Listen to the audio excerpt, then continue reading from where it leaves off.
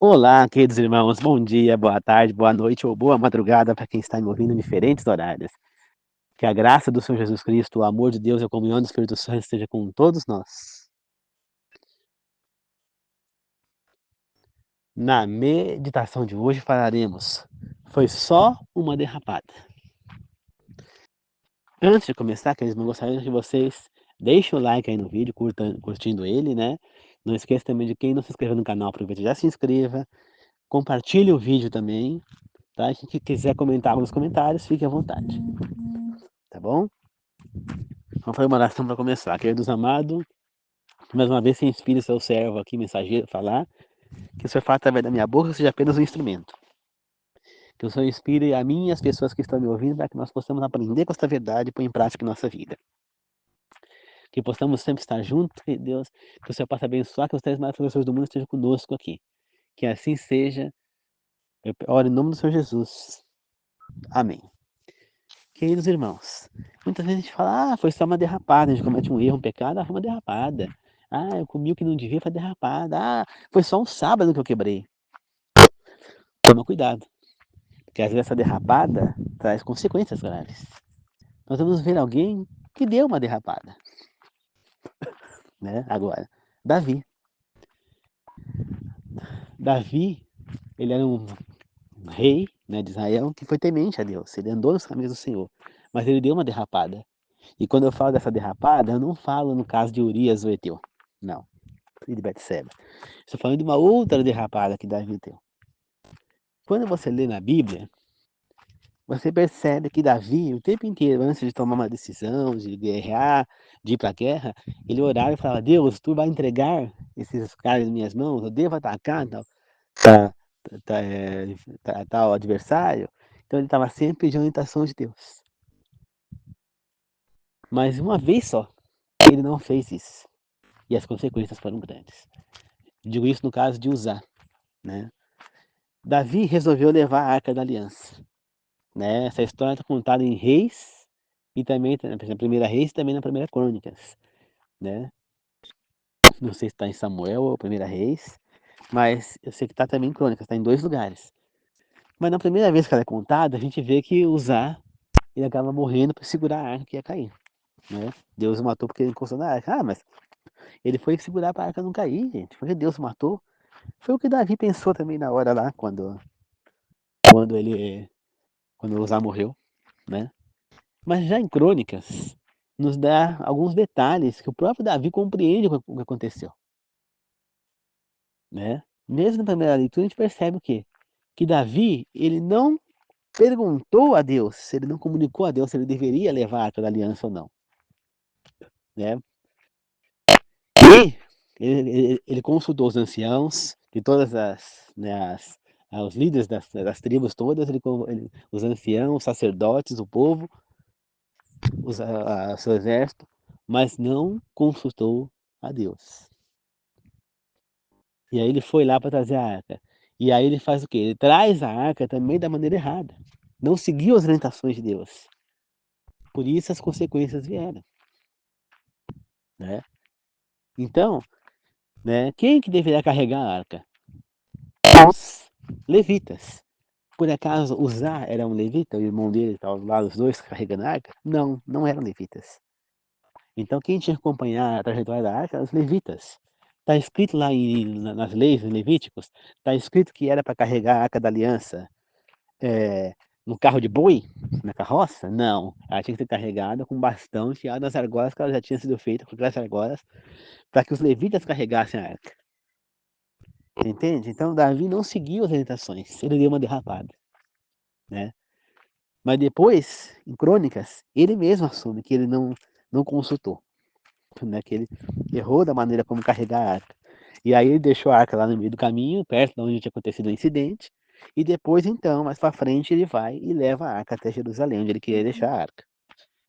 Então Davi deu uma derrapada de Davi que causou a morte de Uzá. Então vocês percebem, é só uma derrapada, foi só um erro. As consequências podem ser graves, né?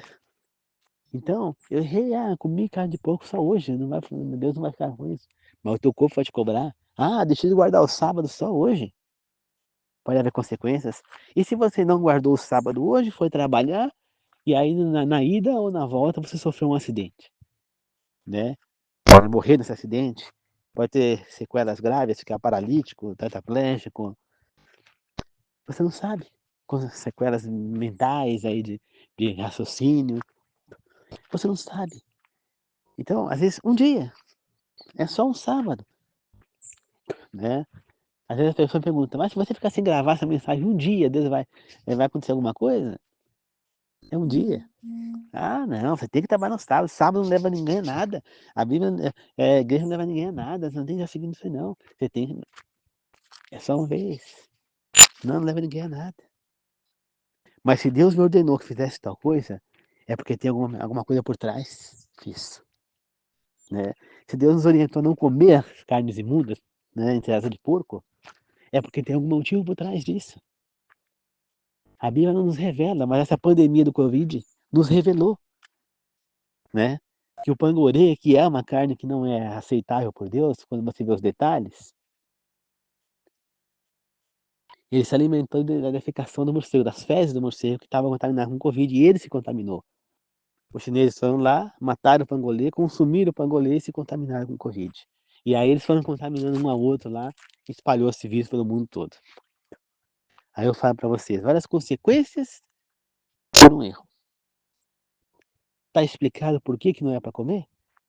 Porque o animal traz doença. Por que eu não posso comer o tatu, por exemplo? Tem muita gente que come carne de tatu.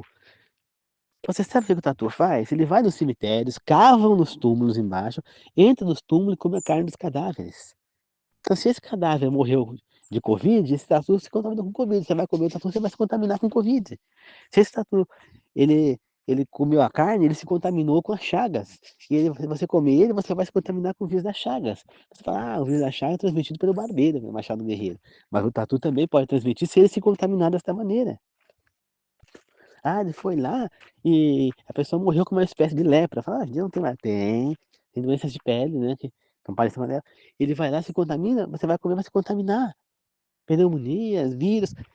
Gente, será que é difícil de compreender que se Deus proibiu é porque tem algum motivo? Será que vocês teriam coragem de comer urubu? Ah, não, eu não teria coragem de comer urubu. Ele come carniça.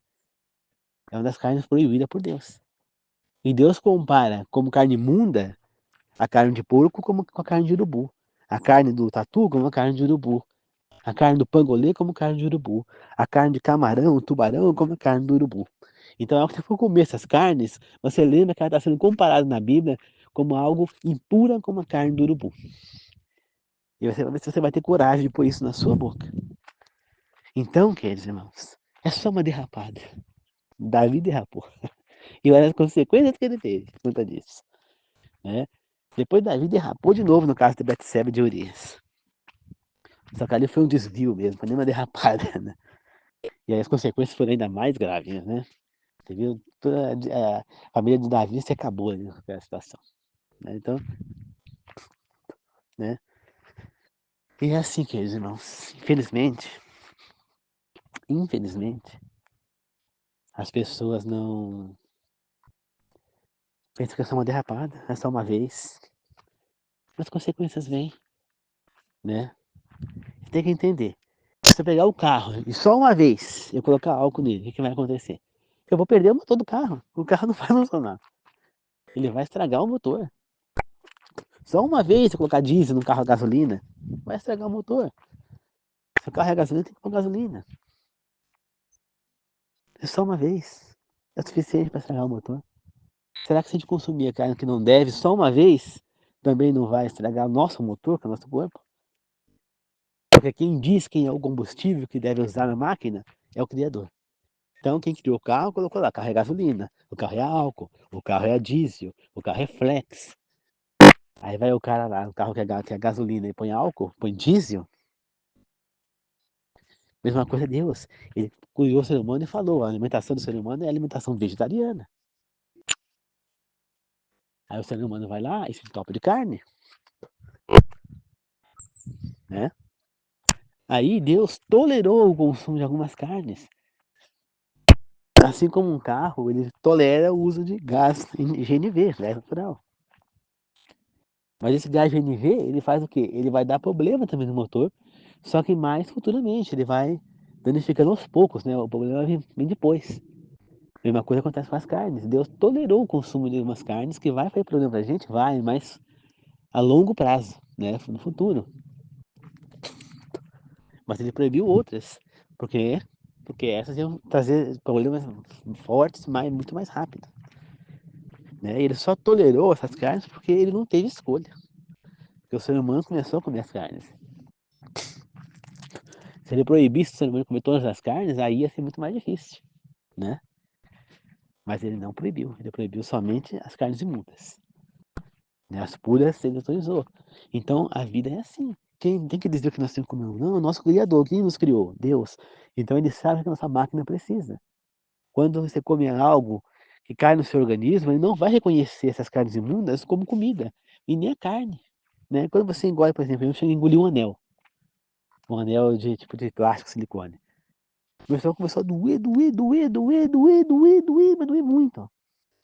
Por quê? Porque tava com um corpo estranho dentro dele. E o estômago tava fazendo de tudo pra expulsar aquilo de lá. Ele acabou saindo depois das minhas fezes. Mas, mas eu sofri com dores de estômago. Então, mesma coisa acontece com o que você come. Se teu corpo não reconhece aquilo, ele vai querer expulsar. Então, onde você tem dores, onde você tem problemas. Compreende, queridos irmãos? Então, nós devemos tomar cuidado, porque só uma derrapada vai nos derrubar. Pode nos acabar com a gente. Toma cuidado. Vigie e não se deixe cair nem mesmo uma vez. Entendeu? Você pode cair em pecado ali por não conseguir suportar a tentação. Mas você não pode falar, não, eu vou errar uma vez só e tudo bem. Tá? Toma cuidado. Vamos fazer uma oração para encerrar. Querido Deus amado, obrigado por mais essa meditação. Obrigado por estares comigo. Obrigado por estares me amparando nesses momentos. Obrigado por mais essa meditação que nós possamos pôr em prática essas orientações e não deixar nos derrapar nem por uma vez. Que se caímos em pecado seja por não suportar a tentação, mas nunca por vontade própria. Que nós possamos fazer o que é correto perante os olhos do Senhor. Seguir a vontade do Senhor em nossa vida, porque sempre é o melhor. Só nos deixou exemplos do que acontece. Só não segue quem não quer, Senhor. Nós sabemos disso. Então, não nos dê paz enquanto a gente não estiver fazendo o que é certo. Toda vez que a gente pensar em fazer o que é errado, mexa com a gente, deixa a gente fora de si de nervoso, chamando a atenção para que a gente não faça o que é errado. Ajude-nos, Pai. E peço que abençoe as pessoas que vão trabalhar hoje, como eu também, daqui a pouco eu vou sair para trabalhar. Que possamos todos voltar para casa em segurança. Eu e as pessoas também que vão trabalhar no dia de hoje, que estão me ouvindo, seja inscritas no meu canal ou não, e as inscritas que não estão me ouvindo. Que assim seja, Senhor. Que abençoe a todos nós, que assim seja. Esteja sempre conosco, eu oro em nome do Senhor Jesus. Amém. Obrigado, queridos irmãos, que a graça do Senhor Jesus Cristo, o amor de Deus e a comunhão do Espírito Santo seja com todos nós. Continue sempre seguindo os caminhos do Senhor, porque em algum momento, se você derrapar, pode ser trágico. Você pode perder a sua salvação com uma derrapada. Você está indo certinho caminho de Deus, deu uma derrapada só uma vez. Aí aconteceu o quê? Depois de derrapou, Jesus voltou. Você estava perdido, se ferrou, vai para o lago de fogo. Entendeu? Toma cuidado, vigie, não derrape. Tá bom? Grande abraço a todos, queridos irmãos. Falou!